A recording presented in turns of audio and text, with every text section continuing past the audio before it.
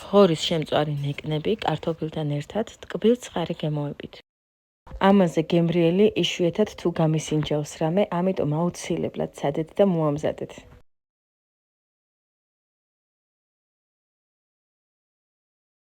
პირველ რიგში უნდა მოვხარშოთ ღორის ნეკნები ხახვთან, ნიორთან, დაფნის ფოთლებთან და შავი წიწაკის მარცვლებთან ერთად.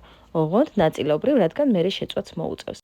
ტკბილ ცხარე სოუსისთვის, რომელიც სასწაული გამოვიდა, გვჭირდება სლობოდას კეჩუპი, ბროწეულის სოუსი, ხორცის სუნელი, უცხო სუნელი, თაფლი, პაპრიკა, შავი დაფქვილი წიწაკა, ზეთი, ნიორი, მარილი თქვენი გემოვნებით და ასევე ლიმონის წვენი. საოცარი სოუსი გამოვიდა.